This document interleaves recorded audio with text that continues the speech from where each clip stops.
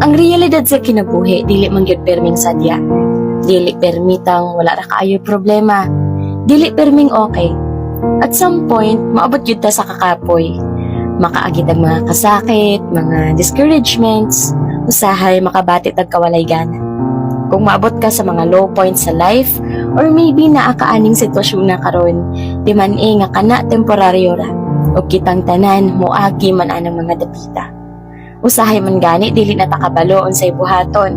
Kung tanaw nato, dako kaayo atong mga problema o sakit kaayo atong mga debate maong dili kalikayang makaingon tagbasin dili na ta makalingkawas anang sitwasyon na. Pero kanunay huna-hunaa nga kanang tanan temporaryo ra, makaya nimo bisan lisod.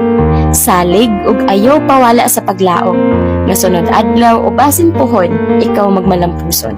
Puhon, ikaw na makabangon. Puhon, ikaw na sad ang paboran sa panahon.